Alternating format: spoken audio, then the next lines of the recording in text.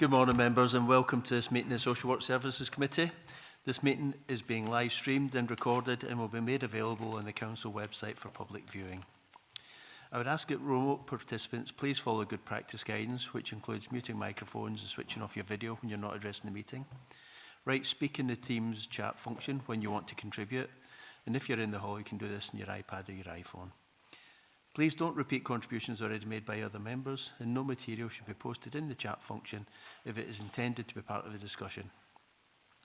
The usual standing orders apply, including that any votes will be undertaken by roll call. And if any member has to leave the meeting, please either leave the Teams meeting for that period of time and write leave in the Teams chat function, and then join when you rejoin the meeting, so that we can keep track of whether the meeting's quorate. All members should speak clearly, taking their time and speaking directly into a microphone when making contributions. And when referring to reports, please provide reference to the relevant page and paragraph to allow everyone to follow. Please focus contributions on areas where clarification is required or to propose an alternative to a recommendation.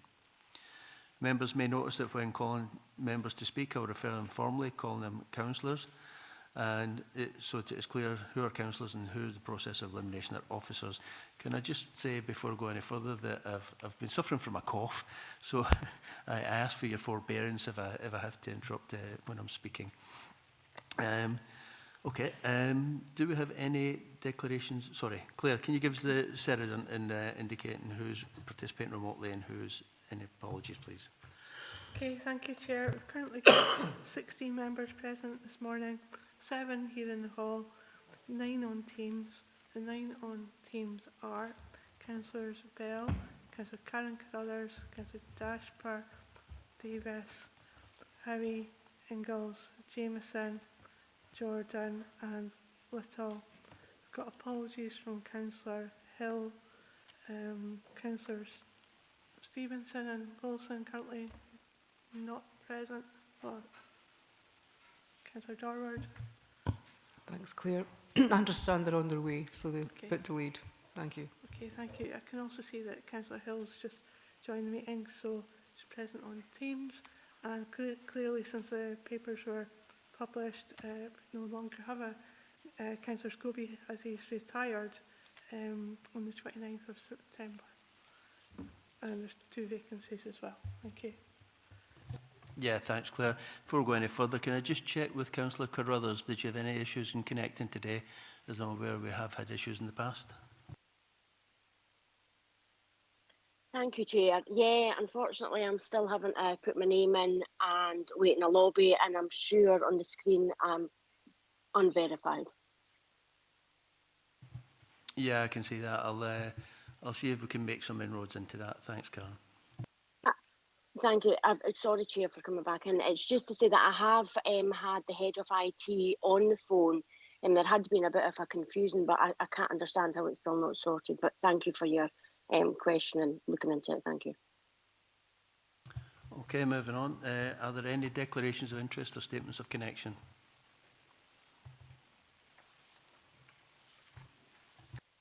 Councillor Dorward. Thanks, Chair. It's the usual one. Voting member of the IJB. Thank you. Statement of connection. Councillor Jordan. Thank you, and always prompted by Councillor Dorward. Yes, just a statement of connection that I am a substitute member on the IJB. Thank you. Thank you, and for the record, statement of connection, I am also a voting member of the IJB. Okay, moving on to item 3, minutes of the previous meeting. Minutes are for approving. Are members happy to approve the minutes? Councillor Dorward. Thanks, Chair. Thanks for letting me in. It's a minor point, and it might or might not be relevant, but in regarding to the minutes at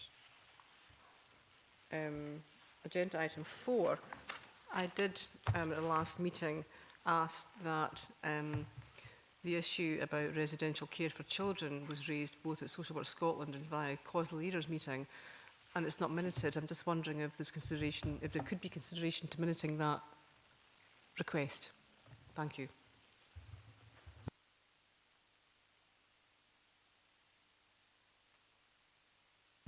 Yeah, what we'll do is we'll have a review of the previous meeting, and if that's there, we'll get that amended. Thanks. Okay. Any other matters arising from members? Okay, thanks. We'll take that as accepted. Moving on to item 4. This is Children in Residential Placements. This report is to provide members with an overview of the current residential placements within Children and Family Social Work Services, together with setting out the measures being taken to address pressures. Noting at the end of Q1, 33 of our children are in residential placements. An oversight group has been established and have identified planned ending of 6 placements.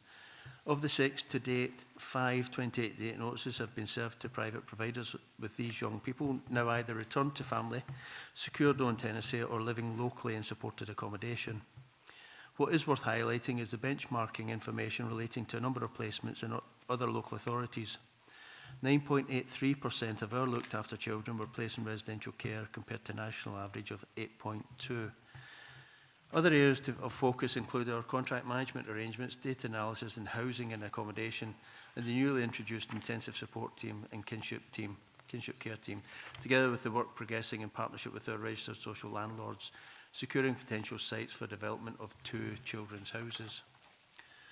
The programme management of this work is undertaken through a social work management team with oversight and contribution to progress the work with support from the Executive Director, Enabling and Customer Services, Chief Financial Officer and Policy and Finance Officers. Charles and Avril are here and are happy to take questions. Is there anything that you would wish to add before we open to members?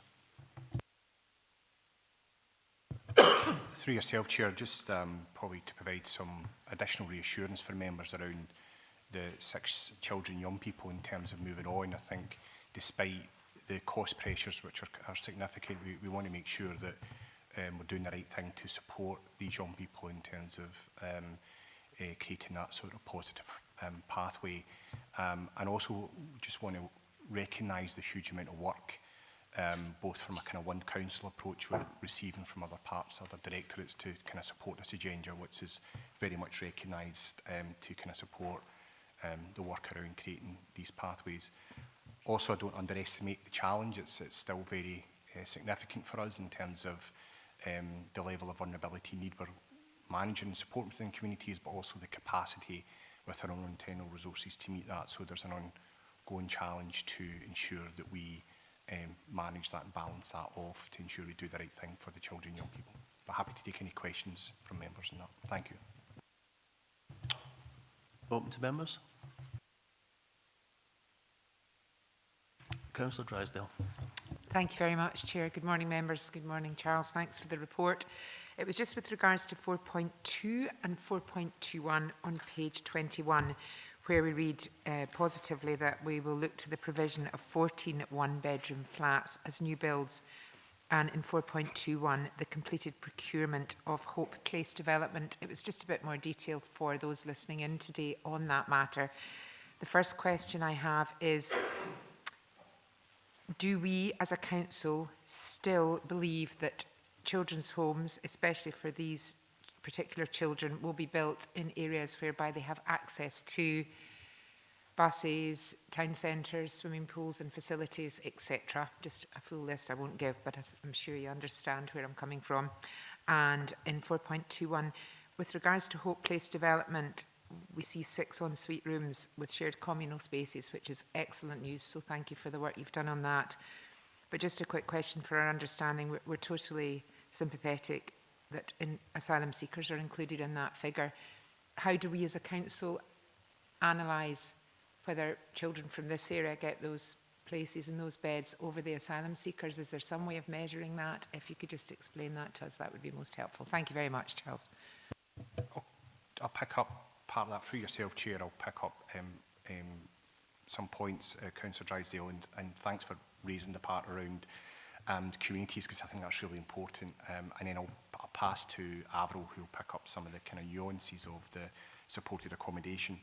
First of all, within our children's houses, it is our intention that this is part of our community.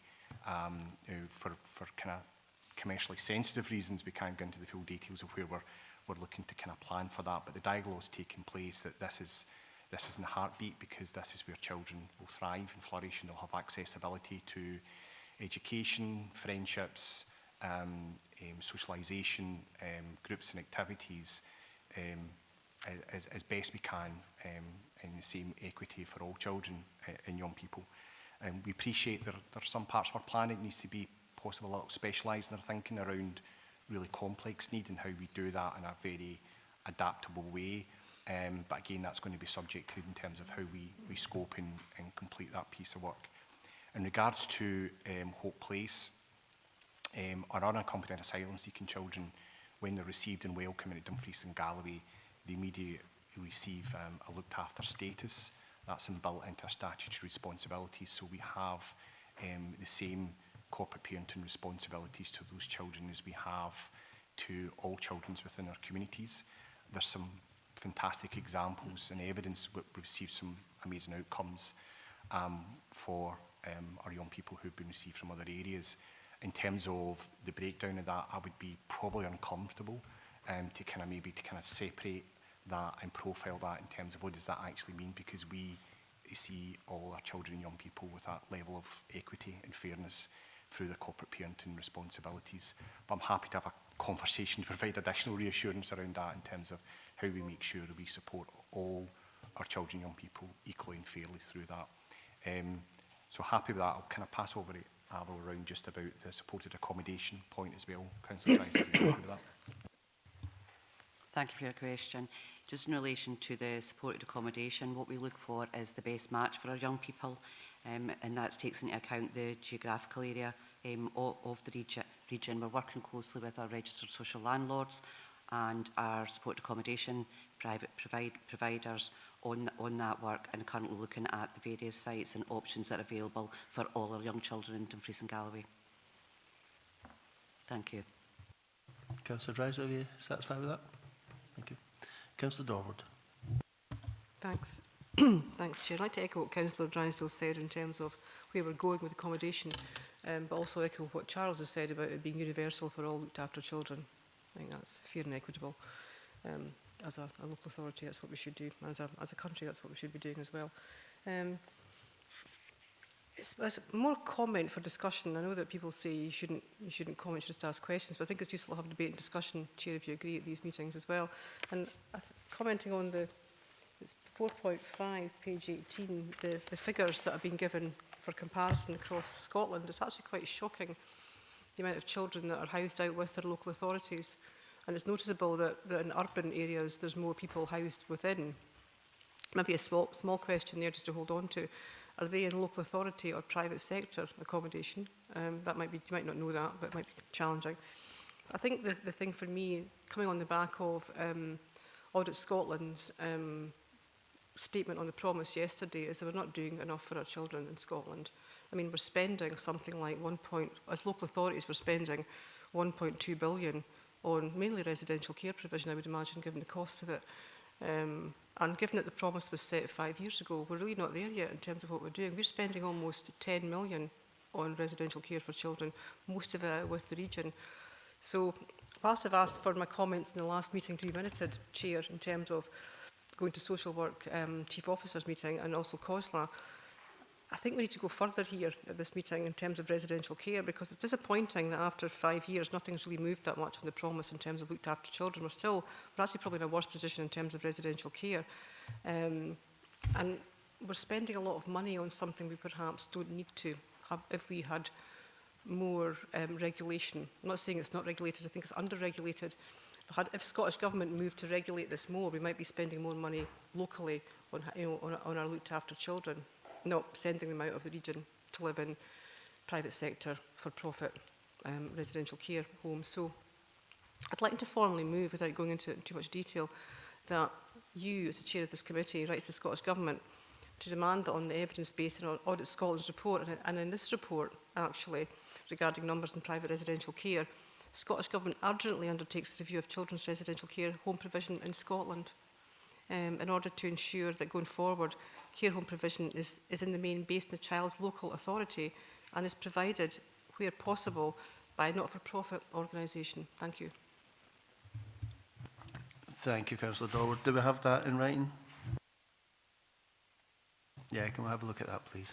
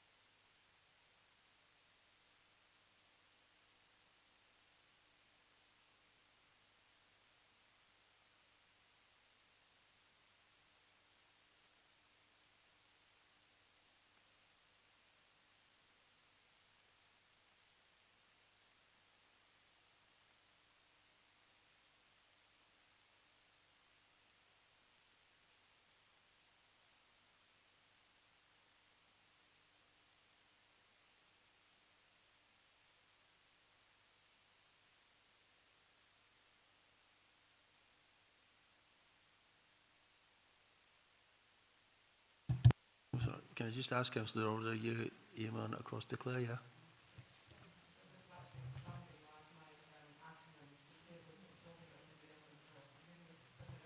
Sorry, I'm not picking it up because your microphone's not on. I'm just expanding the acronyms that I've written, so if you give me 2 minutes, I'll pass it over. Thanks, Chair. No problem, thanks.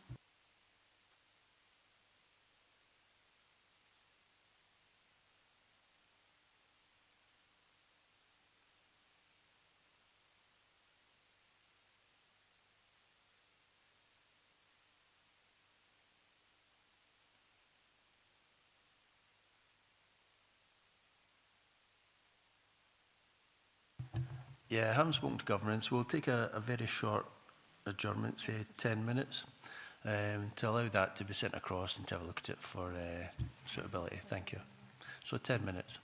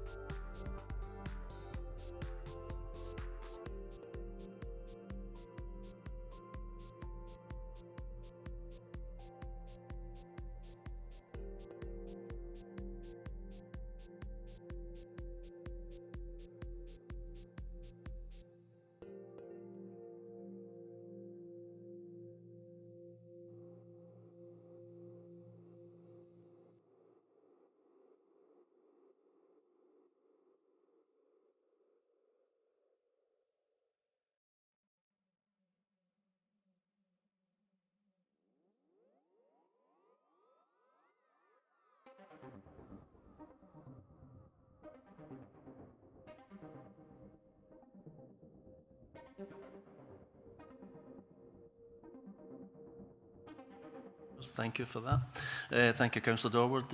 If everyone can now see the wording, which is up on the screen. Firstly, what I'm going to do is I'm going to ask Charles if he can give us some sort of position statement in relation to where we are with that right at the moment. Thanks. Through yourself, Chair. So, and obviously, Councillor Dorward's raised the issue around profit and care home provision for children out with region, and I just probably want to highlight and note for members around the current Children's Care Experience Children's Services Bill, which comes under the promise arrangements and the commitment for government given. There is a part of that bill which references a commitment that came from the promise around minimising profit within children's care within private residential establishments. So that currently is still a sort of consultation phase. There has been meetings that have taken place with kind of key stakeholders to seek feedback within that. Some of the themes that we have raised and profiled is despite our uncertainty around having to commission private providers, that there may be profit established within these organisations. There is a market force within the national care capacity within Scotland, and some of the feedback is how we define what profit is within that and what would be within the margins of that, allow for private providers or charity organisations to support that care provision. So just wanted to kind of profile and note that for members in consideration of the point made by Councillor Dorward. Thanks. Yeah, thank you for that, Charles. Councillor Dorward, do you want to respond to that? Or? Thanks, Chair, for allowing me back in. I mean, I understand the situation that we're in at the moment. And it's not a common situation in terms of care provision across the country, any kind of care provision. Most of it is provided by the independent sector or the third sector. A lot of it is provided by for-profit organisations. That we are where we are. But we have the view as a group that it's morally wrong to do that in terms of looking after children. They shouldn't be for profit. And if I can use an analogy from my background, prisons shouldn't be for profit either. So any care system, any system that looks after people should not be for profit. NHS, residential care for young people, old people, prison sector shouldn't be for profit. That's our belief as a group. So we are going to stay with the motion, but have cognizance and certainly welcome the bill that I can't even pronounce at the moment. Children's Care Experience Children's Services Bill, I think that's really good. Wasn't aware of that. We should have been aware of that. But I think we'll wait and see what happens with that. If it's under consultation at the moment, I think there's no harm in us as a council reminding Scottish Government of where we sit with that and what our views are. So I accept, or we accept as a group, it will take a long time to shift the landscape. It's not going to happen tomorrow. But I think we should have an aspiration over the next however many years, Chair, to move to not-for-profit sector that provides residential care for our most vulnerable citizens, be they young or old. Thank you. Yeah, thank you, Councillor Dorward. I mean, I was picking up from Charles that there is obviously a sense of that within the Scottish Government with that bill that's coming forward, but yeah, I'd do that. Okay, anyone else want to comment on what's on there? Councillor Johnson. Thank you, Chair. Good morning. I'm just wanting to say I just note this. I agree with what Councillor Dorward is saying, because I absolutely abhor the fact that private companies are making money and profit out of the misfortune of children. I also note that we keep sending letters to the Scottish Government, but what do they actually achieve? What do we get back from them? Do they actually listen to us? Thank you. Okay, thank you for that, Councillor Johnson. Yes, we wrote to the Scottish Government following our last Social Work Committee, and the response was circulated last week. We do get responses. How much difference it makes is really down to individual interpretation, I would suggest. But that's, yeah, thank you. Councillor Jameson.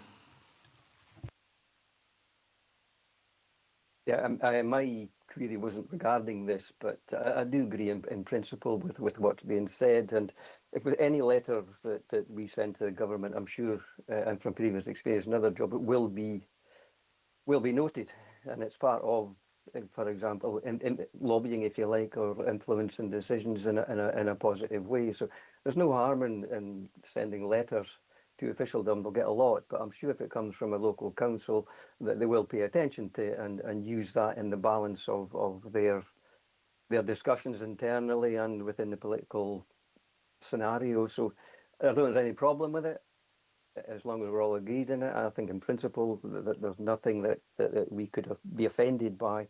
And I do believe, having been involved in these things before in another scenario, that these are read and they're noted, and it adds to the persuasive nature of policy making. I have another query on a different subject, convener, but I'll stand down just now until you finish this particular discussion. Okay, thank you. Councillor Jordan. Thank you very much, Chair. Just simply, I would like to second Councillor Dorwood's motion. Thank you. Noted, thank you. Councillor Mail. Yeah, thanks, Chair. Yeah, well, I understand what's been said. I mean, we're hearing that there's a bill under consultation, and should we not really wait till that consultation's finished before we then send things in? Because I can't see how we can change anything now if the consultation is going on, other than add to the consultation and try and change things that way. Thank you, Councillor Mail. Any other contributions? Councillor Slater. I'd just like to second what Councillor Mail has said there. You have to wait until they see the results first before you can start querying them. Thank you. Thank you for that. I was just going to come back to Councillor Mail and ask him, did he want to put that forward as a counter proposal?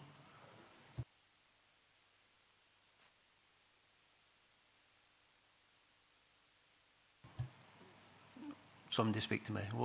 How are we taking this forward? Thanks.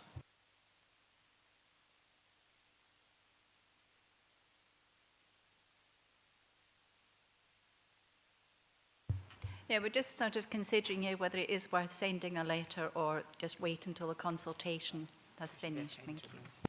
Yeah, thank you for that. I'm sorry, I didn't pick up. I did pick up on your comment, Councillor Johnson, but I didn't pick it up as a counter proposal at that point. Was that what you intended?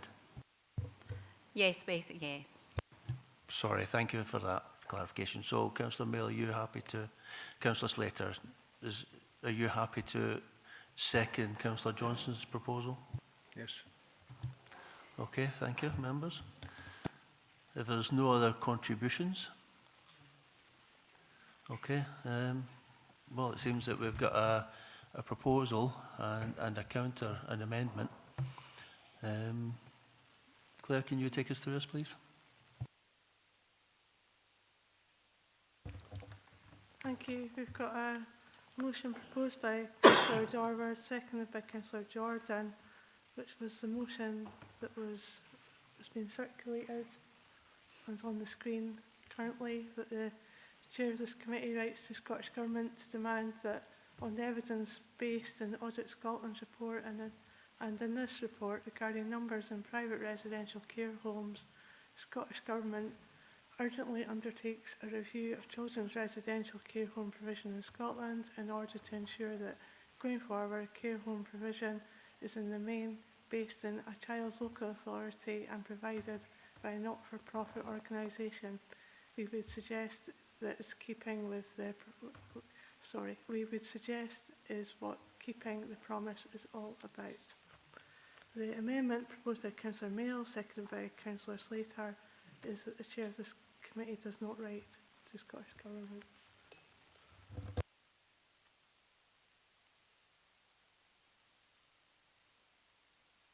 Sorry?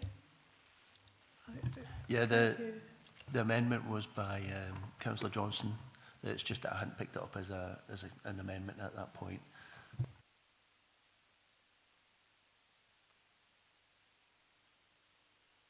So, sorry, is that clear? Because I can't hear because you're not using your microphones. Is it proposed by Councillor Mail, seconded by yourself?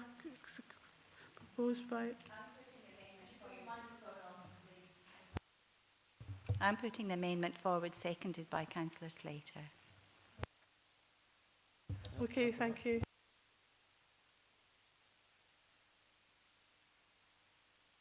Right, so to be very clear then, amendment proposed by Councillor Johnston, seconded by Councillor Slater, that the chair of this committee does not write as outlined in the motion proposed.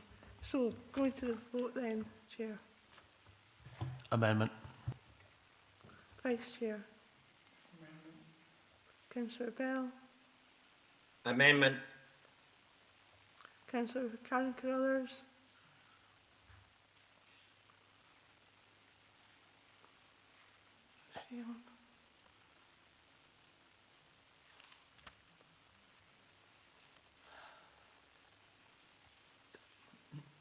Doesn't appear to be in the meeting at this time. Councillor Dashper. Amendment, please. Councillor Davis.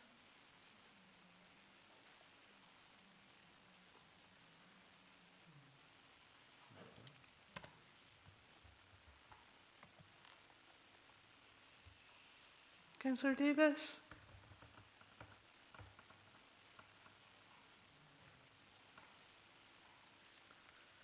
No. Councillor Dorward. Motion, please. Councillor Drysdale. Amendment, please. Councillor Hill.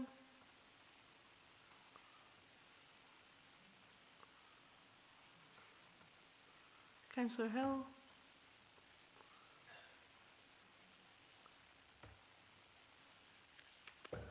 Councillor Howie. Motion, please. Motion. Councillor Ingalls. Motion, please. Councillor Jameson. Amendment, please. Councillor Johnston. Amendment, please. Councillor Jordan. Motion, please. Councillor Little. Amendment, please. Councillor Mayo. Amendment. Councillor Slater. Amendment. Councillor Stevenson. Motion, please. Councillor Wilson. Motion, please. And I'll just go back to the members that didn't respond. Councillor Karen Carruthers.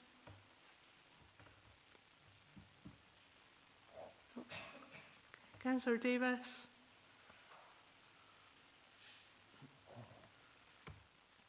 And Councillor Hill. Yes, so those members not currently present.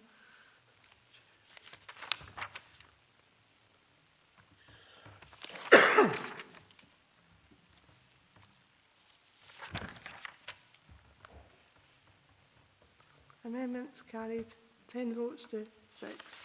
That's it. The chair does not write. Thank you. Thank you, Claire. Thank you, members. If we can go on to the recommendations then, please. We've got 2.1. To note the current number of residential placements. Sorry? Sorry, Councillor Jameson, sorry, I've just been reminded that you wanted to make a further point.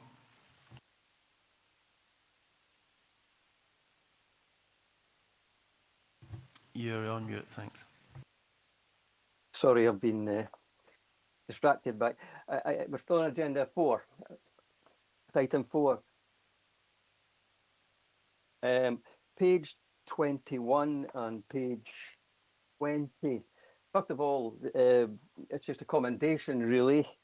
The additional investment measures that were discussed at the last meeting, but we asked for more information on that, and you've provided it very helpfully. So that's just a commendation. It's been really helpful. On page 20, 4.15, skills and development. If I may discuss skills and ask a query on skills and development, also recruitment, retention, and progression within social services.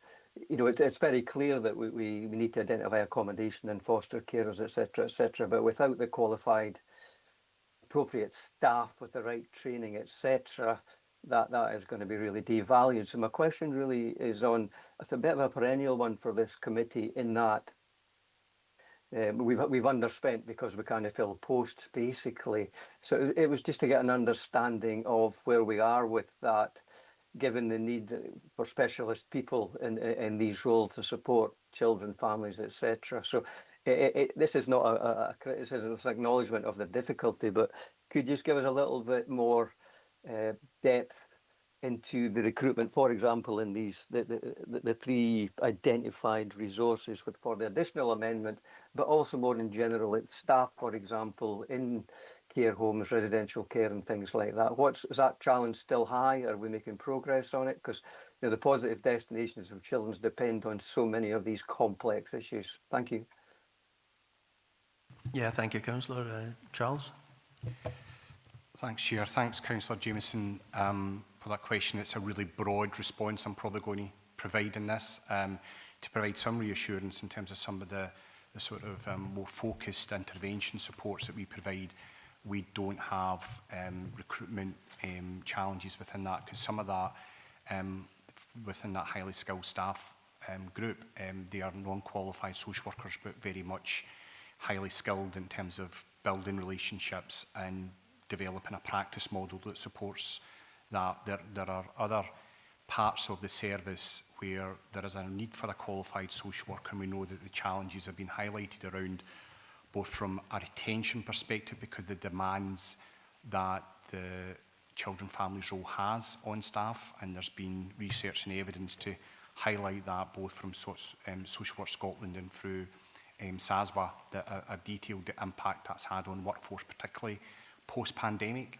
In terms of recruitment around these areas, we are active. We've evaluated and reviewed our adverts. We're trying to then do further work around our comms to try and make sure we get the best opportunity to be competitive in that area with neighbouring local authorities. However, this is all part of our challenges around the throughput we've got from universities, and as much as we're really developing our programme of practice education and having student social workers being present within our social work teams to really develop and nurture them and get them through to a qualified position as a social worker.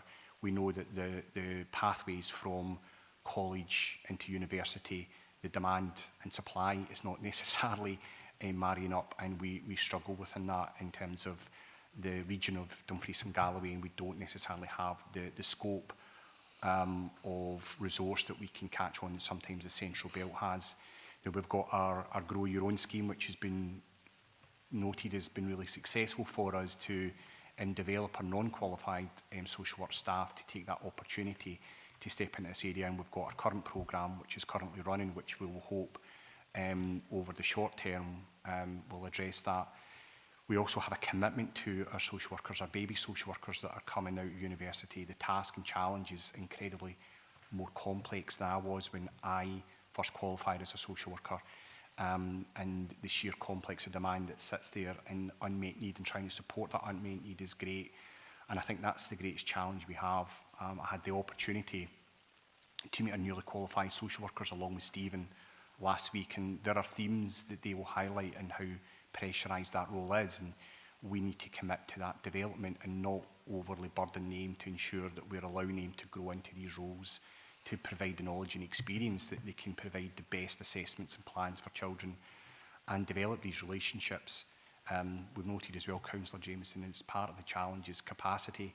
We highlighted a time and motion study we did last year around that around 20% of our social workers' time is spent with children and families directly, and I think that's unacceptable. We need to increase that, and there's a difficult challenge around that in terms of the practical, transport challenges we have to get to A to B within the region, but our children have a right to have a relationship with their social worker, and that's where we achieve change. That's where we bring the strengths and the best out of families that we work with, and that's where we can minimise family breakdown and minimise the risk of children having to be received into care. So to reassure you around the children's houses, we don't have recruitment within our own children's house in terms of our staff complement there. We've been very fortunate in these areas to be able to fill these posts very quickly. So hopefully that's helpful. That will be also demonstrated and profiled within our workforce planning. But we'll come back to committee on that to profile some of that work. Thank you. Thank you, Charles. Councillor Jameson, are you satisfied with that? I am satisfied with the honesty and the candour. It's something we probably need to pay attention to, as we have been for the last number of years. The one thing that you've mentioned it already, the one council approach. So, you know, is there scope to actually improve the coordination of all the council services and the NHS, for that example? Because there's so many connections about positive pathways for children leaving school, so young people leaving school, and subject choice, things like that, what the college can do. And I know from experience that in the humanities at university, a lot of people take sociology as part of a course, but not too many of them actually go down the route of social work. And it's maybe something that we can take to a higher level, that we need to encourage students that are maybe taking a couple of modules on sociology to look at social work as a career. But it's an ongoing issue that I know that you're aware of, and I'm sure all members are supporting you in the efforts that you are making. Thank you. Thank you, Councillor Jameson. If there are no other members wishing to speak, we will move on to the recommendations. 2.1, note the current number of residential placements, noting the context and complexities associated with this as detailed in paragraphs 3.1 and 4.2. 2.2, note the identified planned ending of 6 placements at a weekly cost reduction of £28,086, with 5 of the 6 private providers served with 28-day notices as detailed in paragraphs 4.4. 2.3, recognise the data from other local authorities, and to note that other local authorities are experiencing the same challenges relating to providers and additional costs, with 9.83% of our looked after children placed in residential care compared to a national average of 8.2 as detailed in paragraphs 4.5 to 4.7. And 2.4, note the continued programme of activity to mitigate overspend and the additional scrutiny on progress current position as detailed under section 4. Members happy to approve? Thank you. Moving on now to item number 5, which is the Housing Options and Homeless Service Update and Annual Assurance Statement. And this report provides members with an update on the performance of the Housing Options and Homeless Service. Excuse me. Councillor Stevenson. No, sorry, I'm just waiting for you to finish. I'm just getting in there first. Thank you. Love the enthusiasm, thank you. Where was I? Whilst the service remains under increased scrutiny from the Scottish Housing Regulator, the Council continues to meet its statutory duty to accommodate. Members are asked to approve the annual assurance statement to the Scottish Housing Regulator and retrospectively approve the Rapid Rehousing Transition Return for 2024-2025, which was submitted to the Scottish Government on the 30th of September.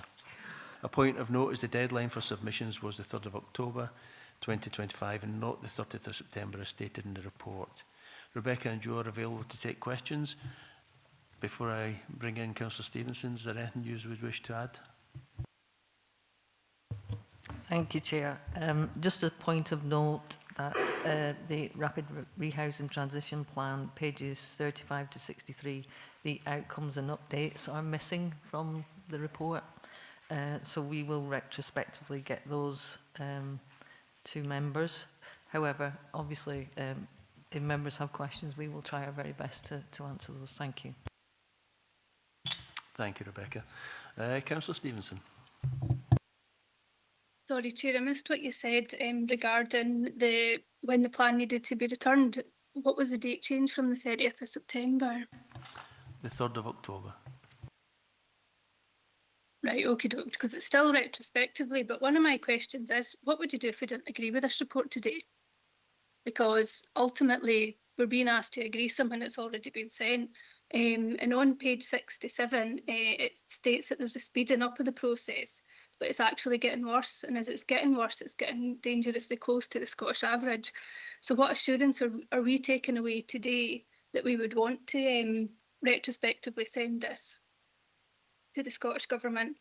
And I know it was brought up previously in one of the last reports about writing to the Scottish Government, but we've had over £130 million over the last 16 years removed from our budget. And this is the reality of what we now have to deal with. This is what it looks like. So I think we need to write to them and tell them what it looks like, because we've got another, 34 million over the next 3 years to pick from. So that pulls us back to this paper, because on page 6 to 8, there's a list of reasons why we're seeing these issues, despite what we're actually trying to do as a council. And many of these issues are there because of the annual unsecured funding to the housing budget.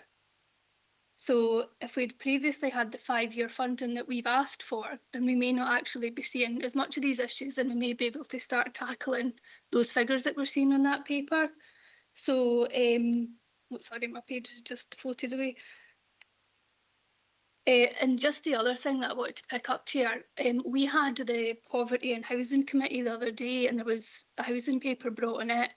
But this paper needs to be at that committee as well, because it's actually part of our job in that committee to scrutinise this paper as well. So is there a guarantee that that will be brought back to the Poverty and Housing Committee so we can actually look at housing in the whole? Because some of the questions asked there were actually from this paper, and it did cross over. Thank you. Thank you, Councillor Stevenson. There's a number of things in there. I think there's a couple of questions and a couple of statements. I think the first question you had was, what do we do if we are not happy with this report that we've been requested to approve retrospectively? So I'll put that one out first. Thank Rebecca, you, thanks. Thank you, Chair. What I would say is that obviously the reason that we are bringing this retrospectively is that the Scottish Government delayed in sending out the paperwork for this, and then we had recess, so this was the first committee that we were able to bring it to. In terms of members not agreeing with any of the content, I would suggest that we can note that and potentially add it to the next set of updates that we have. Because the paper has gone, so it is very difficult to, well, it's impossible to retract that. Thank you. Councillor Stevenson, you... No, yeah, no, and that's some of the issue. Now, I don't necessarily disagree with anything in the paper at all, you know, and I know it's an extremely complex area that we're dealing with here. And it, like I say, it is getting worse, and it is being made worse because we've not had that funding from previous years that would actually help move things forward. But it's something that as a council we need to look at, because it's not the first time that we've brought up retrospectively agreeing things, and it's not fair to officers that we're asking them to send stuff out without us having scrutiny of it. So I think it's maybe something that needs to go through leaders panel again as to why these papers couldn't have maybe been sent to full council, and we could ask for removal of delegation from social work so we could actually discuss it there. Thank you. Yeah, thank you, Councillor Stevenson. Just for your information, it is an issue that was raised. I've spoken to officers, and we are determining a forward plan for social work in order that we are aware of key dates such as that. So hopefully that's the sort of thing that shouldn't arise in the future, but I'll pass over to Charles for comment. Thanks, Chair. Councillor Stevenson does raise a point, and I suppose probably position for officers is very difficult when the reporting cycles are delayed through templates that need to be issued around reporting, and unfortunately the nature of recess and the nature of the committee and the timelines within that has not allowed members to have that debate and discussion scrutiny required. So there needs to be probably, well, not probably, but this needs to be discussed within leaders about how there can be a more sort of dynamic response to this that doesn't necessarily need to rely on committee and views through members of this committee can be taken into consideration. So they are valid points, and I think it's with regret that unfortunately we've had to present this today as retrospective. Thanks. Thank you, Charles. Now, the other question you raised, Councillor Stevenson, was in relation to this paper going to TPIH. Claire, do you want to comment on that, please? Thank you, Chair. As the Governance Officer for that subcommittee, I can just to advise there was an action picked up at that meeting for our report on homelessness to go to a future meeting, recognising that subcommittee scrutiny role. Thank you. Are you satisfied with that, Councillor Stevenson? Yeah, thank you, Chair. But just for clarity, if this has been delayed from the Scottish Government, then that's, you know, that's not great at all, especially on such an issue as important as this. So this isn't against any officers at all. You know, they've put together a really cohesive report. But you know, this issue is so big that we need to make sure we're on top of it, especially from the Scottish Government. Thank you. Okay, thank you. Now, in amongst that, I did hear that you were asking for a letter to be sent to Scottish Government. So do you have a proposal? No, Chair, sorry, I wasn't asking. I was saying that this is why it's important that we send these letters to the Scottish Government. We sent one on the housing emergency as well. But they, you know, we need to make them aware of what this actually looks like when we're faced with 130 million of cuts over 16 years and another 34 million for the next 3. So this is the reality of what it looks like, you know, is what we were saying in our homelessness service. Thank you. Okay, thank you. Any other questions from members? Councillor Drysdale. Thank you very much, Chair, and thank you for the report. I take on board what other councillors are saying. It was just for the public listening in and members of the social work team. On page 27, we need to look closely, which we've already alluded to, the figures from 2018-19 right up until 24-25 for the numbers of unsuitable accommodation order breaches. So in 2018-19 it was 0, 2023 it was 32, 23-24 went up to 318, and last year and this year it's gone up to 418, which is a 31% rise. Now, I totally accept in the appendix on page 31, signed by yourself, Councillor McFarlane, as chair, which is great to read, that all the statutory regulations and requirements for the service have been met with regards to things like gas servicing, RAAC compliance, dampness, condensation, and all of those separate issues that we need to meet. So why, for those listening in, have the unsuitable accommodation order breaches risen so dramatically? Is it because we're having to use hotels and bed and breakfast and they don't meet those requirements, or is there another reason? If you could just explain that in more detail, I'd be really grateful. Thank you, Chair. Thank you, Councillor Drysdale. Joe, can you assist us with that, please?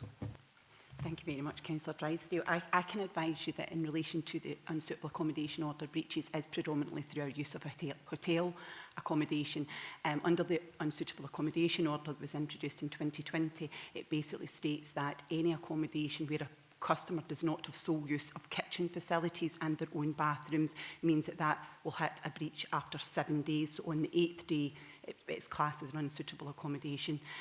What I can advise you is the hotel accommodation that we do utilise, it does have sole use of their own bathrooms, and our priority within Dumfries and Galloway is to move customers on as quickly as we possibly can to temporary furnished accommodation. I can also give you a commitment that we move families on as priority if they have to unfortunately utilise that accommodation. But the increase in the use of the hotel accommodation is evident around about the housing emergency that Dumfries and Galloway is currently facing. Thank you, Joe. Councillor Drysdale. Yeah, that's actually really helpful, and I appreciate the difficult situation that you're all under, and hopefully as we move through this new policy, we'll see some new properties becoming available that are more suitable. Thank you. Thank you. Councillor Little. Thank you, Chair, and morning, members. It's page 27, item 4.2.7, the same item Councillor Drysdale's just been alluding to, but it's the last entry. The number of unsuitable accommodation orders breaches. Now, is this or does it include unsuitable offers of accommodation by housing associations from those needing sort of low-level access or needing any level access adaptations? Because I'm quite aware that it's common practice for some social housing associations to offer every bungalow as a mobility, whether or not it has stairs, a level entry shower or bath or wide enough doors. Sometimes a bungalow is not all that's needed. There's other adaptations. So my question is does this include unsuitable offers as well, because I think you only get so many chances and then you're back to the bottom of the list. But if every offer you're getting is actually unsuitable, then it kind of disadvantages you. Thanks, Chair. Thank you, Councillor Little. Joe again. Thank you, Councillor Little, for your question there. I can confirm that the unsuitable accommodation order does not refer to unsuitable offers of accommodation. I can also give you reassurance around about we have allocations meetings with our registered social landlords when a customer is deemed as a Section 5, and we look at the suitability of that accommodation to fulfil their needs for housing, and particularly around about medical needs. And obviously we try to look at the tenancy sustainability for that individual as well. So no, that's not included in that. Thank you, Joe. Councillor Little, are you satisfied with that? I'm satisfied with the work that's going to work with the organisations, and thank you very much for that. It doesn't always happen. We're all aware of constituents in our wards where this doesn't always happen. So keeping on at that, the council keeping on at the associations, the social housing associations, to make sure that that is actually a consideration is fantastic. So thank you very much for your work. Thank you, Councillor Little. Councillor Jameson, your hand was up. You wish to speak? No, Councillor Little has more than adequately asked the question. Thank you. Thank you. Any other members got questions? None in the room and not seeing any on there, so we'll move on to the recommendations.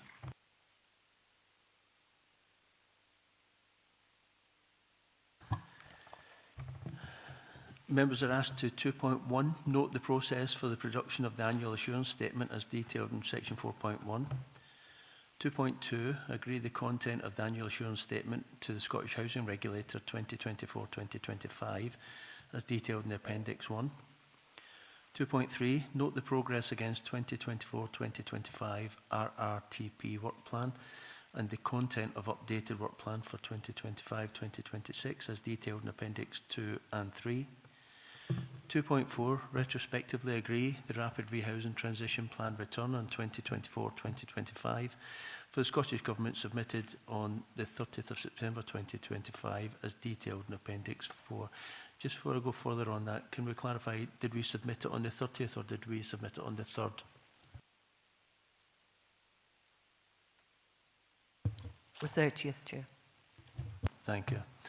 2.5, note the continued pressures on the housing options in homeless service at this time as detailed in paragraph 4.2. 2.6, note the continued use of hotel accommodation associated high level of breaches of the Unsuitable Accommodation Order 2020. And 2.7, note the increased scrutiny by the Scottish Housing Regulator as detailed in paragraph 4.2.6. Members happy to approve? Thank you, members. Item 6 is the contract monitoring report, care and support at home. The paper includes 3 documents, a cover paper, Appendix 1, which is a copy of the contract monitoring return completed by care homes, and Appendix 2, which is a detailed report. The paper presents the results of contract monitoring for the period April 1st, 2024 to 31st March 2025.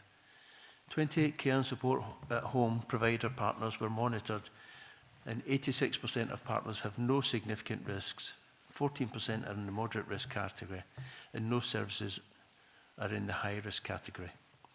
Slight improvement on previous years. The paper also includes planned actions to address issues raised throughout the process. And we've got Viv Gratian, who is here to assist us with any questions. Viv, is there anything you would like to add before we take questions? No, thanks, Chair. I think you've covered that beautifully. Thank you.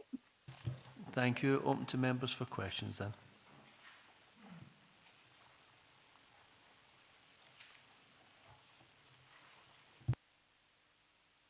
No, I'm not seeing any questions. Oh, Councillor Drysdale, thank you.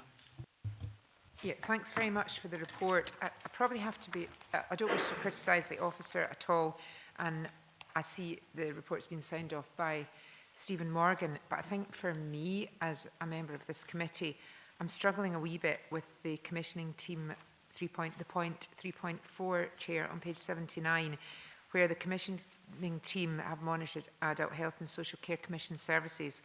And we see a list of these: daycare, day centres, care and support at home, carers support, short breaks and support services. Should we as members possibly be given a much more detailed list, Chair, and a little bit more detail on the actual performance? Because it's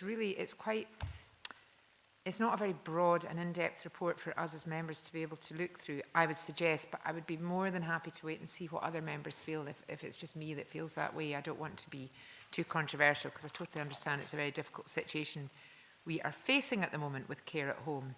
And from a personal point of view, I very much appreciate the services that my parents receive in their home, which is through charitable organisations. So I'm just having a wee bit of difficulty with the depth of it, but maybe through yourself, Charles, can assure us that possibly another report will come back to us at a later date with more detail on commissioned care at home services. Thank you, Chair. Okay, thank you for that. Charles? Yeah, I'll let Viv come in on this and as well. I suppose the purpose of this report was around assurances around the contract monitoring, and I think it's about the impact or best value, you feel, around some of the commissioning services and how what it's delivering is a separate sort of scope and piece of work from that. So I'm probably going to need to lead to Viv in this, whether or not that is also reported equally within Health and Social Care Partnership as well, in terms of the governance arrangements or oversight through that as well. But Viv, do you want to come in and just clarify in terms of the sort of scope of the commissioning and how that is reported? Sure. Thanks, and thanks, Councillor Drysdale, for the question. It's a tricky one. This is absolutely about providing the assurance around that partners are meeting their obligations around the contract, and in fact that the local authority are on behalf of the Health and Social Care Partnership. We have to look at both sides of the contract, I suppose. In terms of this particular report, it focuses purely on care and support at home, so that is the registered care that's going into folks' homes. And of course, there are reports with much more detail that the Care Inspectorate put together, and that's where we've included the grades that partners receive through those Care Inspectorate inspections. That's really looking at that kind of level of care and that sort of performance. So that's all publicly available around those particular. And I suppose this is just about recognising that we are assuring committee and the Integration Joint Board that the partners and us as the local authority and the Health Social Care Partnership are meeting our obligations around the risk, around the contract and where that takes.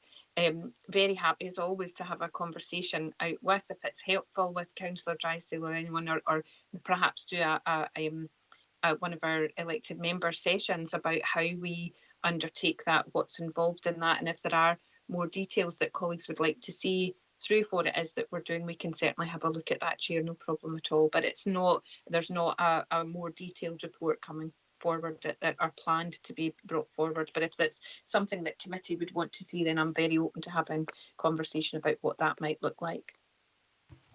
Thank you, Viv. Councillor Drysdale? Yeah, I think that gives me some assurance, Viv.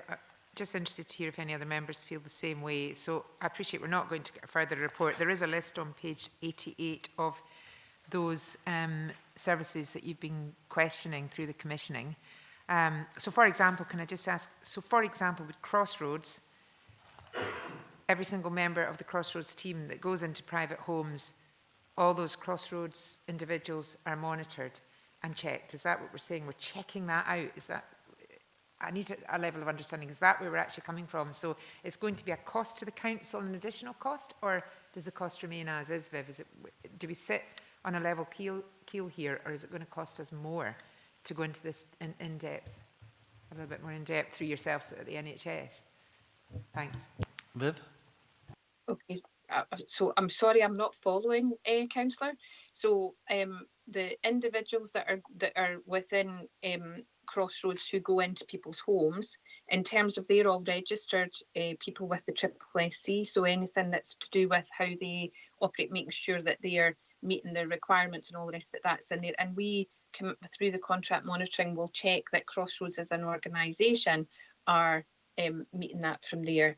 In terms of where the cost is, I suppose I'm struggling to understand what you mean from that. Do you mean in terms of are we checking that where we've paid for a visit to someone's house that has happened? Is that what you mean? Or It's quite difficult to explain. Thanks, Viv. No, I know. I'm struggling a wee bit with it as well. So, for example, on No, page that's 80, okay.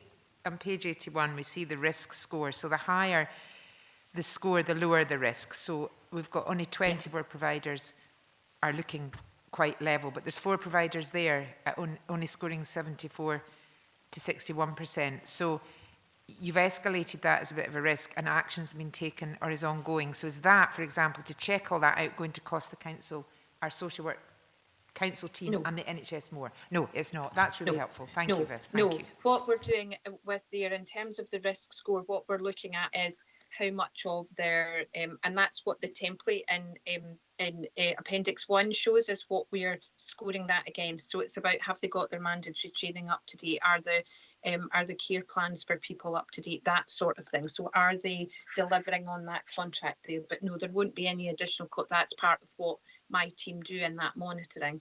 And we work with operational and social work colleagues if there are supports for those particular provider partners to get up to speed. So let's say they're struggling with putting together appropriate care plans and they need a little bit of support, we would work with operational and social work colleagues to provide support for them for there. But no, it's part and parcel of what we do through that contract monitoring and working in partnership with those organisations. Thanks, and sorry for being a bit slow in the uptake to follow you. Apologies. No, thanks, Viv. You okay with that, Councillor? Yeah, actually, it's very reassuring. I'm really sorry, Viv, it's me as well, because I was probably struggling with how it was presented, and I do have a wee bit of an issue with figures sometimes. So that's great, because the last thing we want to be doing is losing some of our great care at home providers with regard. That's something we need to be very careful of, especially in lieu of the situation we find ourselves in Scotland at the moment. And some of these providers are very, very much appreciated, as we all know. Working across the sector. Absolutely. I don't work in it, but watching it from the sidelines. Thank you very much, Chair. Thank you, Viv. Thank you, Viv. Councillor Jameson, then Councillor Dorward. Thanks, convener. And I don't have Councillor Stevens' depth of knowledge, and hats off to her for having that insight to ask such very relevant questions. My question relates to page 79. 3.3 bullet point 3. I'm a big advocate of outcomes, so I've got just a couple of queries on this, and again, it's not to criticise, it's just for a bit of clarity.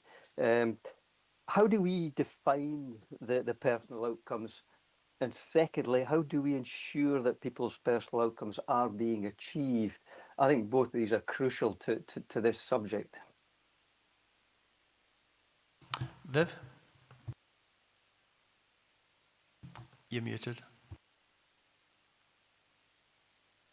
Sorry, absolutely great question. Thank you for that. And I wonder whether actually, because I'm looking at the contract monitoring of this, and I'm not a professional social worker used to working with people on their outcomes, whether actually Charles might want to take that on, how we do that in terms of determining people's outcomes. In terms of how we measure them, that is it's a tricky thing, and I think we're starting to move much further away from some of the outputs about just has there been a visit, where has there been that from there, and we're looking into that. But I'm sure that social work colleagues in the room are much better placed to talk about determining people's outcomes than I am. Thanks, Viv. Rebecca, can you assist? Of course, thank you. Absolutely. So in terms of people's outcomes, we explore that through the assessment process. So it's very much a discussion that takes place for the individual themselves to identify their outcomes, and with the support of the allocated worker, how they intend to achieve those outcomes and what supports will be required for that to happen. The review process is how we monitor the outcomes. So we will meet with the individual for the purposes of a review, and we will have that discussion again in terms of how have the outcomes been met?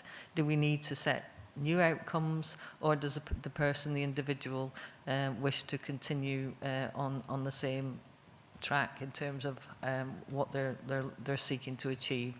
So it's very much a collaborative piece of work and a collaborative effort in terms of measurement as well. Hopefully that answers the question. Thank you. Councillor Jameson. Yeah, that's really helpful. And just what I would have liked to have heard. Just this is very subjective. How content are you with that system's working? Are we identifying the outcomes that biodiversity of people need, and are we getting good feedback to say we are delivering? I say it's quite a difficult one. You might be able to put a stat on that, but your gut feeling, are we doing well enough in that, or are your staff being stretched too far? Because it's quite a difficult thing to assess what they need, how to get there, and how successful it was. We can only influence if we know that there's more help required, or you're quite content with what you're doing. Rebecca. So if I have your question right, Councillor Jameson, in terms of how do we evaluate what the outcome is, and if we're meeting that outcome, or if there's more resources required, etc. That again is done through that collaborative piece with the individual themselves. I would note your point in terms of capacity.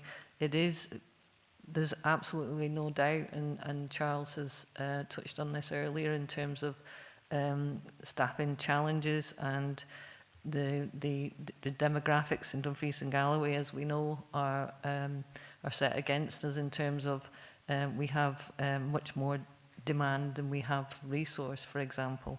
But we do work really well with our third partner agencies and voluntary agencies to ensure that people have, as much as possible, a suite of options that will allow them to achieve their outcomes. If I've missed anything, please come back to me, Councillor Jameson. Thank you. Thank you, Rebecca.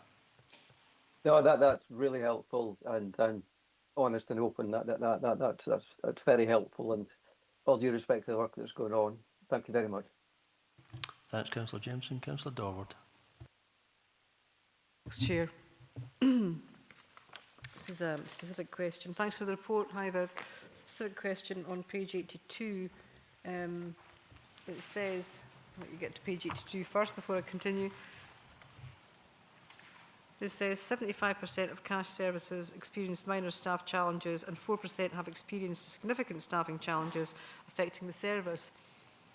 That's great. That sounds good when you look at it from a percentage perspective. But what size are the 4%? Are they the biggest or the smallest? That's, to sort of put it in context, how does that work out in terms of numbers? Because if they're the biggest providers and have the most staff, that would be concerning. Thank you. Viv, can you assist? I can't actually, because I don't know, but what I will do is find out and come back to you. It's Peggy and my team that's written the report, so I'd need to go back and look at that detail, but very happy to come back to you as soon as I can with that information. Councillor, thank you. Thank you. Yeah, that'd be helpful. Thank you, Viv, if you could get us that. Thanks. Councillor Slater. Yes, thank you, Chair. It's on page 79. It's 3.4. I tend to agree with Councillor Dryborough that there's not really a lot of information. And also, I assume these are reports. Is there actually appointments made to these places so that they know there's people from the council coming to check it over?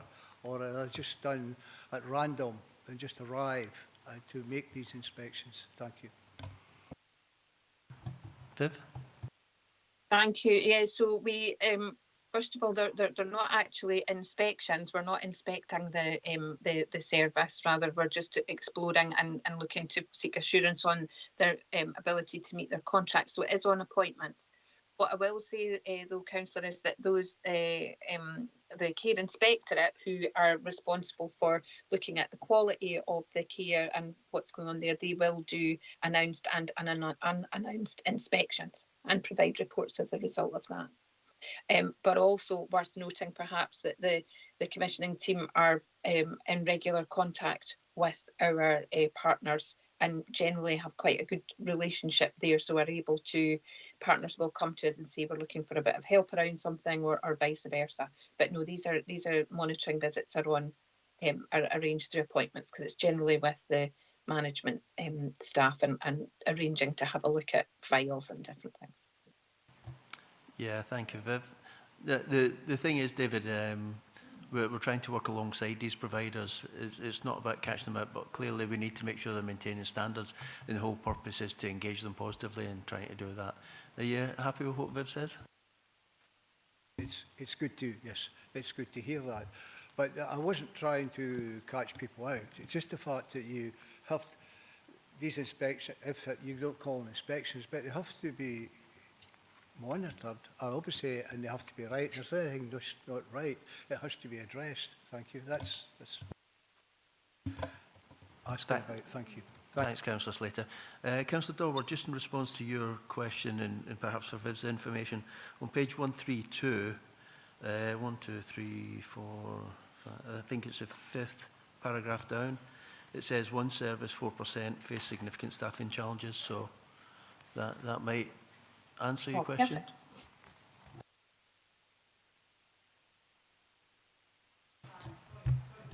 Microphone on. It doesn't say the size. That would be useful to know the size of the service. Thank you. Yeah, if you could assist us with that, Viv, that would be great. Thank you. Will do. Will do. Am I able to just come back to around the and I think I absolutely take the point. And when we're looking at, for example, if we're looking at the quality of the care plans, or we're looking at training records and so on, that's done on a kind of spot check basis when we're as part of the monitoring visit. So it's not like we're not diving into some of those processes and whatever that's there. So we are doing at that level that the team are doing, particularly if we've had any sort of indication that there might be a challenge around some of that based on observations or different things that are happening. Thank you, Viv. Councillor Slater, no, your hands down. Thank you. Okay, if there's no further questions, sorry. Councillor Little, sorry. How could you forget me, Chair? It's not actually a question about the papers, but just a question to officers, if you don't mind, Chair. It's just if we have questions from members that there isn't the readily available information, and that information is to be passed on, can we just make sure that it goes to all the committee members, please, not just the individual that's asked the question? That's great, thank you. Yeah, I think that should be a matter of course anyway. It should certainly come through the Chair. Thank you. Okay, if we can move on to recommendations. Members are asked 2.1 to note the findings of the recent contract monitoring of care and support at home commission services as summarised at section 4.7 and detailed in appendix 2. And 2.2, consider the issues raised from recent contract monitoring and approve suggested actions as detailed at 4.8. Are members happy to approve? Okay, thank you, members. Moving on to item 7 then, contract monitoring report again, but this time in relation to care homes.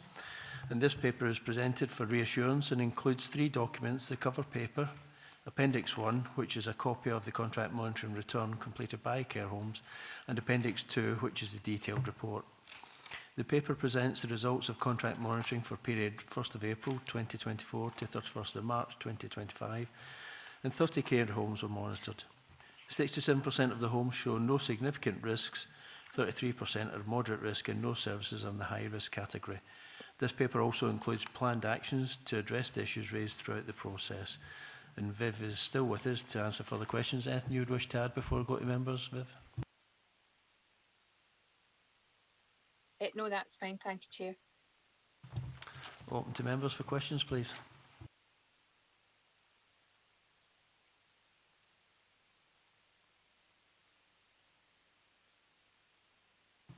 Councillor Ingalls? Yeah, thank you, Chair. Sorry, I was having tech difficulties there. I wanted to come in the last item as well, but it covers the same point on this one on page 146. It's with reference to recruitment from overseas. And it says 33% of care homes reported recruiting staff from overseas. It was 32% in the previous item. However, it shines a light on the housing sector, and I'm just wondering how we address that for it says 77 full-time equivalent staff members were recruited. Now, given there's huge waiting lists and especially in rural areas, how do you address that if we're recruiting people from overseas to come into work? How do we address that? How do we, like, is there a priority system that is used to recruit staff for social works through housing? Okay, thank you, Councillor. I'm not sure if Viv will be able to assist us with this, but anything you can offer, Viv? The only thing, I can't speak directly to those staff and their housing needs, councillor, but what I can say is that we've been very, Health and Social Care Partnership has been very well represented and involved in the development of the local authority housing strategy, and that was certainly one of the areas that was being brought up there. So I know that within the local housing strategy and within the SHIP that those are being considered in that, but I couldn't speak to the current position at all, but can assure you that we're certainly having those strategic conversations about how we're able to support that. Of course, colleagues might be aware that there are some challenges now around recruiting internationally in terms of that, so I'm not sure how we're going to see that, but it's certainly that develop, but certainly it's been raised through those strategic conversations about housing. Thank you, Viv. Rebecca, can you offer anything?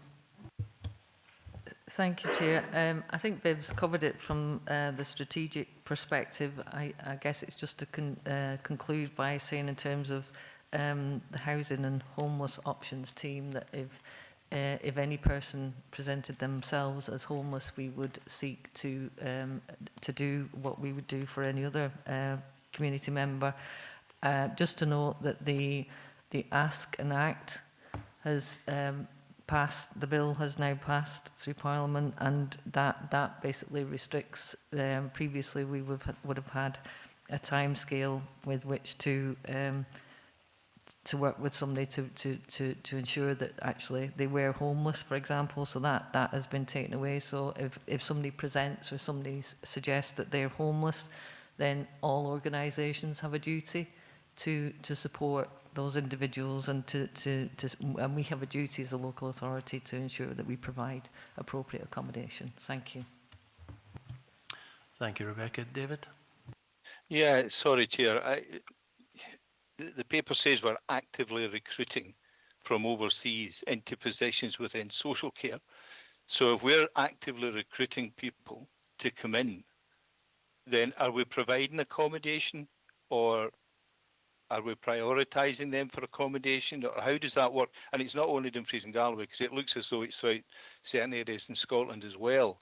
So it's just interesting to know, you know, how that works, and if we're actively recruiting from abroad, so it's not homeless, we're actively recruiting for somebody to come and work in the social care services, do we provide them accommodation? How do we deal with that?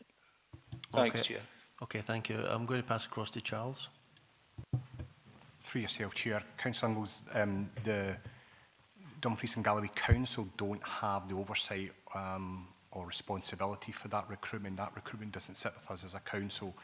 So we commission private providers through the care home capacity, and we recognise there is a huge gap and shortfall in appropriate staff. They're having to require to go overseas and recruit appropriately so, all lawfully, to support those staff members to come into this area, and they would have the responsibilities to support them to ensure that their well-being is safeguarded and paramount within that. And I think that's an assumption I'm going to make as organisations and part of Viv's role in terms of how we monitor that.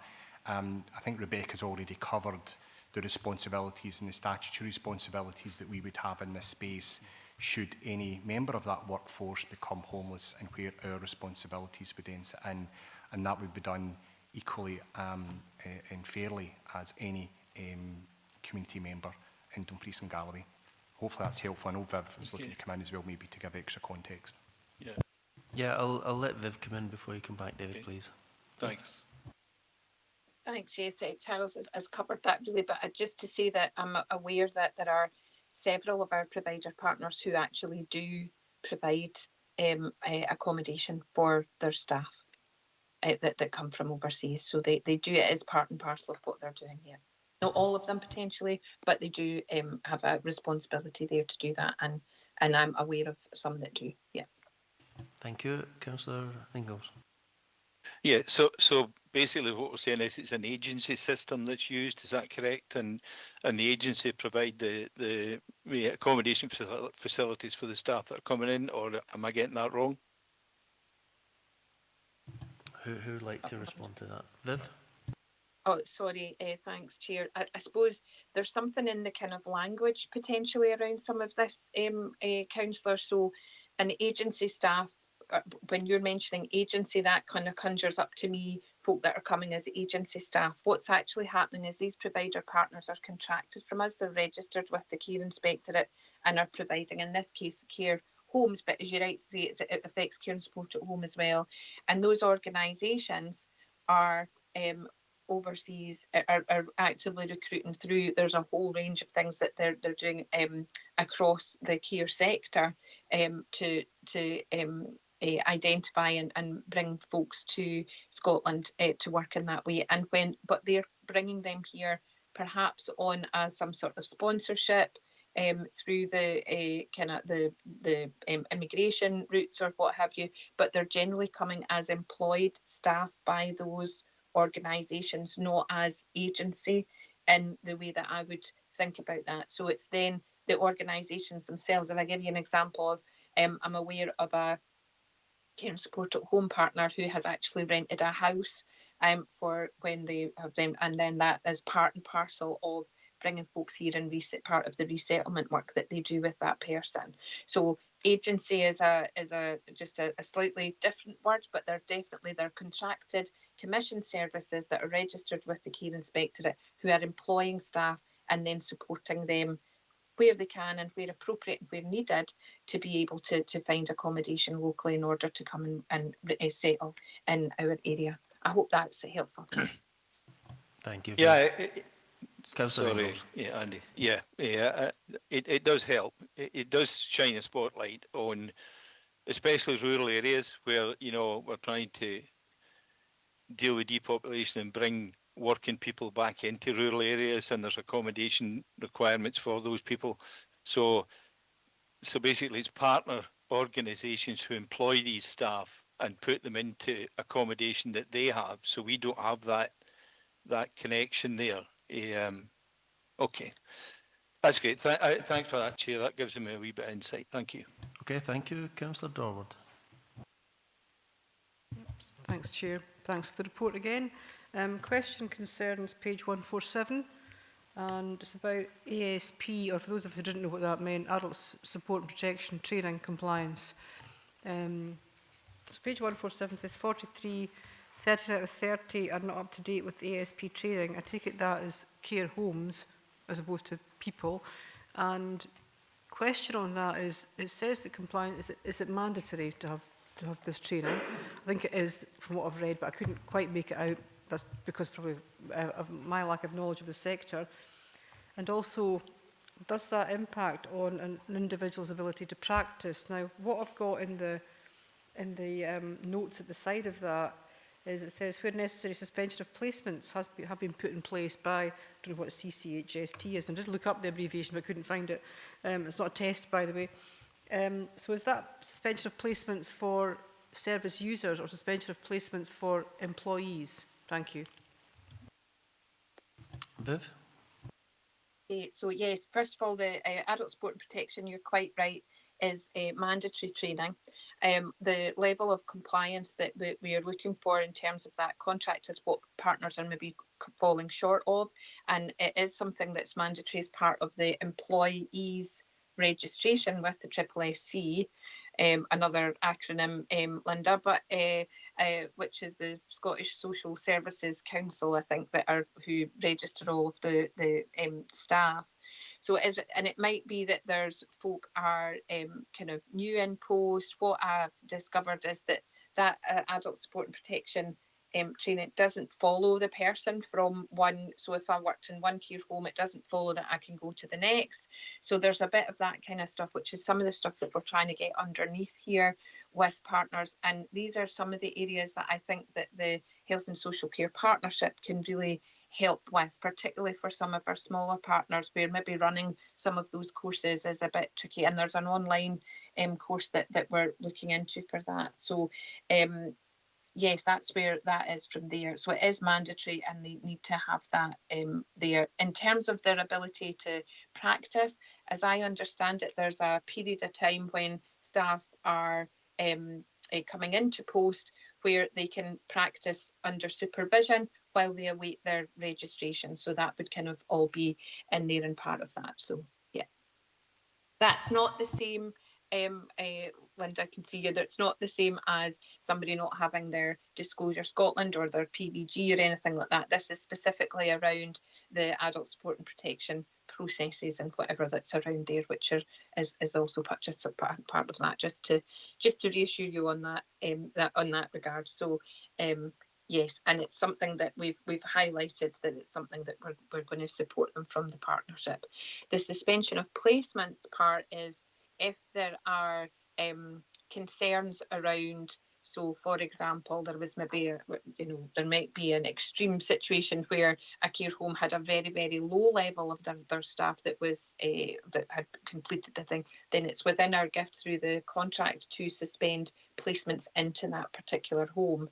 So it's not about a placement for the staff, but it's rather about that we wouldn't necessarily put other folks in.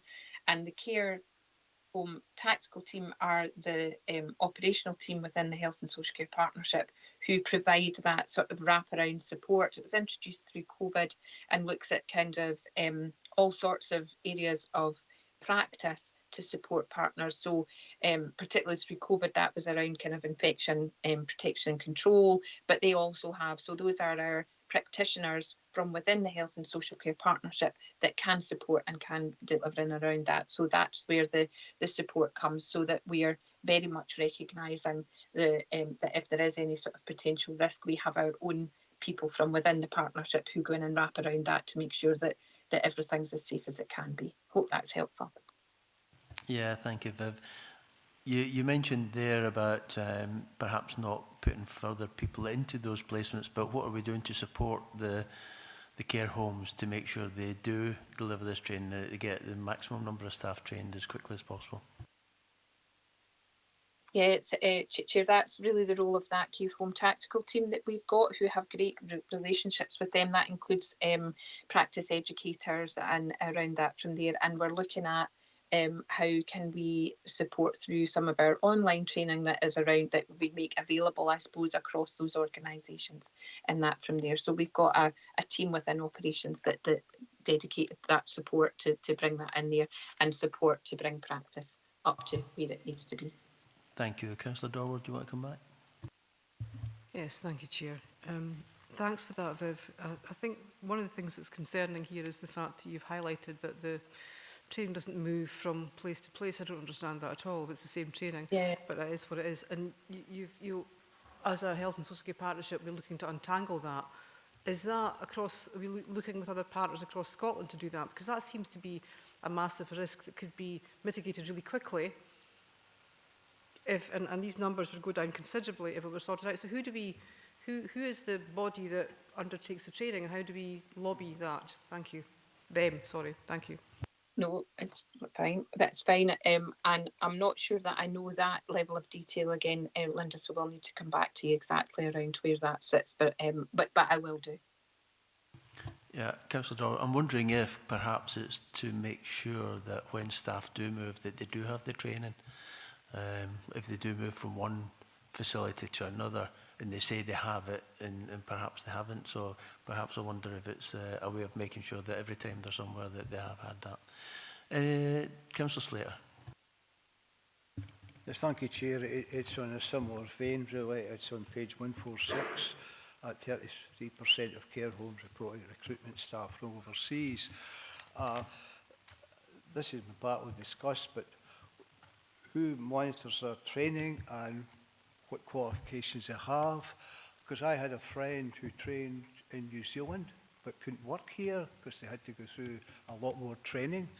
although they were doing the work out there, they need the qualifications in this country. So it kind of a little bit of question here about how do they get the right people? How do they train them? You're right, as it's been mentioned before. And who monitors them, as was mentioned as well. Thank you. Viv? Yep, thanks, Chair, and thanks for that question. That's through the SSSC, so that is the council that registers staff members, where folks have those qualifications and have that from there. So there's, as I understand it, there's a programme that kind of maps that through, and colleagues have to, when they come through, they might be coming through with some qualifications, but those are mapped. So it's all done through the SSSC that are there supporting homes and other provider partners that deliver registered care to make sure that that's happening. You okay with that, David? Thank you.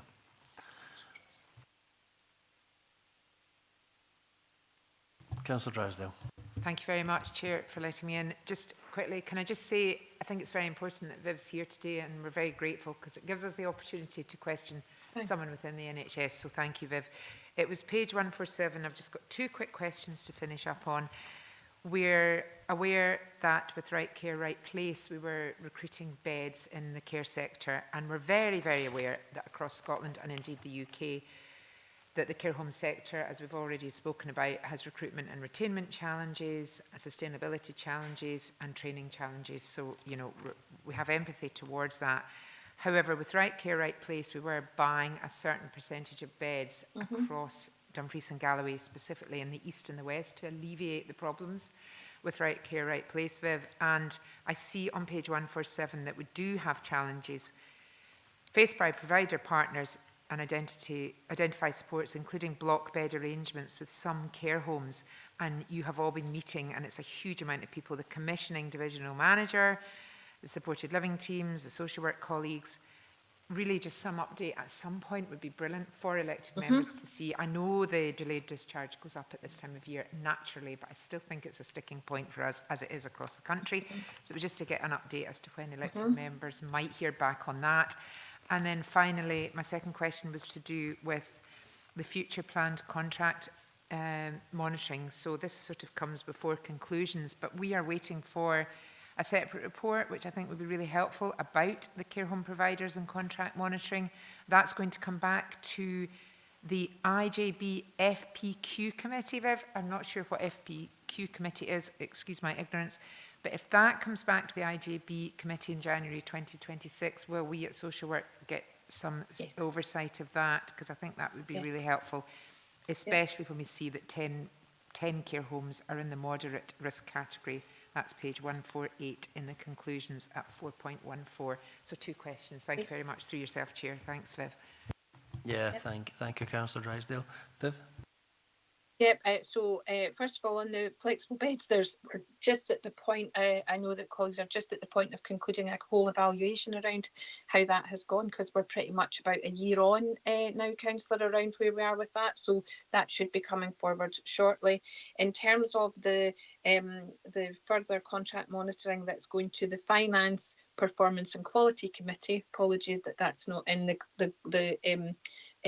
glossary there. That's going to be about the third sector supports. So what we do is we monitor each of these on an annual basis. We provide this as an annual report, and then what happens is that we've done care and support at home you've had, care home you've had, and the next one is the third sector supports that we commission. So that will come through here too, as we do through that Finance, Performance and Quality Commission. Councillor Drysdale? Yes, you will. Thank you very much, Viv. And will we get sight of that? I just need confirmation that we in this... Absolutely. Yeah, that's brilliant. Thank you very much. Absolutely. And it will be broken down per sector and supplier, if that's the correct word. Thank you very much, Viv.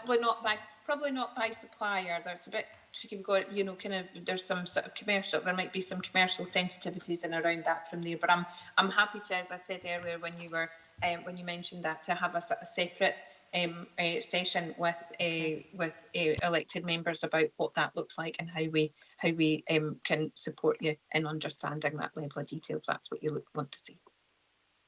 You okay with that, Paul? Yeah, that's really helpful. I look forward to seeing that in a private session. Thanks, Viv. Okay, any other members get any other questions? No one in the room, and I can't see anything online, so we'll move to the recommendations, please. Members are asked to 2.1, note the findings of recent contract monitoring and commission care at home as summarised in section 4.7 and detailed in Appendix 2. And 2.2, consider the issues raised from recent contract monitoring and approve suggested actions as detailed at section 4.8. Members happy to note? Thank you. Thank you. On to item number 8, which is any other business. I have not been informed of anything else that's come up. So I'd just like to thank you all for your attendance and participation today. Thank you very much. See you next time. Thank you, Chair. Thank you.